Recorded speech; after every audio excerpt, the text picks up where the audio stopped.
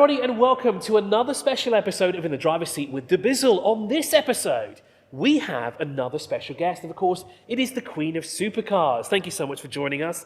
And of course, I've got some questions I want to ask her, and one of them is, how did you get into this industry? Because it's quite an interesting one. How did you come across this industry? Hi, thank you for having me today.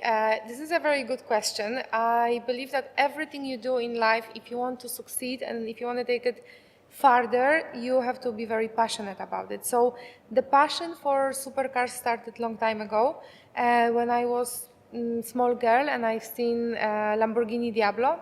It was yellow until now. I remember, the smell, because these are the real deal cars, like a proper petrol engines that we are probably slowly missing these days. So I just said to myself, I'm going to have this car one day. Obviously, it's not going to be Diablo, but I want to have a Lamborghini. And it did happen. I actually got my first Lamborghini Huracan here in UAE, and it was a yellow Huracan. So yeah, the passion started a long time ago. I always loved to play all the PlayStation car game like Gran Turismo and GTA, for example. Not a very car game, but something car related. Yes.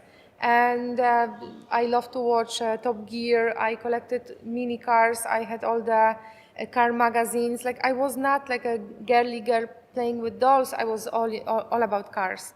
So when I moved here to Dubai, I was like, wow, I'm in the supercar heaven.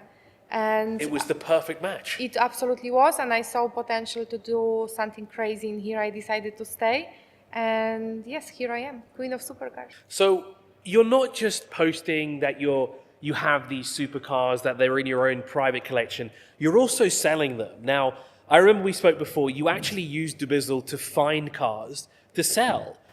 Yes, that's true. I'm calling myself personal supercar shopper. I very often find very special and unique cars that probably will not be listed on Debizzle cars. But I also help people to find their dream cars that can be easily found on Debizzle cars. As you know, you can monthly find over 30,000 cars, and they are going from the most craziest and luxurious to affordable, so there is something for everyone. So I'm always here to help. I have a crazy car knowledge, and all my clients are very happy. And that's what I got from you when I first met you. I've got to say, your knowledge about cars is incredible. Like, you know the specs, you know about the horsepower, you know when these cars were built. And I think in this industry that you're in a very niche part. You're a very, you stick out quite a fair bit. Because usually when you talk to women, they know about cars, but they don't know as much as someone like you do. And I think that really helps when it comes to selling a car, because it gives people and buyers that extra validation that they know they can trust you. Yes, correct. Yeah, absolutely. So I wouldn't like to do something, like you said, that I don't know much about. I think that in life you have to continuously learn and study. And like these days we have crazy tools, like, when it comes to socials, you can really watch other people. I love to watch other big supercar influencers. I admire everyone, and I'm always happy to see everyone succeed.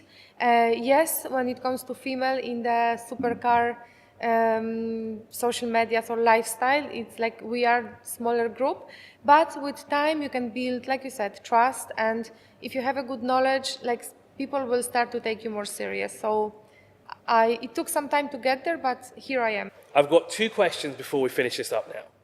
First question is, what is the most expensive car that you have personally sold? The most expensive car that I have personally sold, it was a car that we were actually selling together with my husband, so I can say it was just me, but we are this like a dream team. We work together. It was La Ferrari Aperta. Okay, and how much did you sell it for? I think it went for something close to 5 million euros. Wow, 5 million euros. Yeah. What's that in dirhams? That's 20,000 dirhams. Sorry, 20 million dirhams. She can even calculate that quickly as well. It would take me forever to do it. Now, I love obscure cars, so I want to ask you this question. What is the most obscure car that you've ever sold? Obscure car. Because obviously I can imagine you're going to have a lot of buyers that They may not want a LaFerrari Aperta. They might not want a Huracan STO. They might want something a bit different, something that's not really mainstream, not very well known. Yeah, I feel like I'm gonna step on someone's toes, or I mean, I'm gonna make someone upset. It's hard to say. Obscure car. Let me think. I think it would be Tesla. Okay, fair enough. Yeah, I mean, and because personally, it's absolutely not my car. I'm not saying completely no to electric cars. There is amazing electric cars like Porsche Taycan Turbo S, for example. Love it. But yeah, in my opinion, Tesla is just not the most beautiful car. No, fair enough. Everyone has their own opinions. You will not see me driving one. I'm sorry. Sorry, Tesla. I think it's fine. Everyone has their niche, and we all like IC units. I know I do as well. I'm big on V8s. I love turbo 5-cylinders as well. But Queen of Supercars, thank you so much for joining us. It's been an absolute pleasure to have you here at the Hub. Thank you so much for joining us, and we'll see you next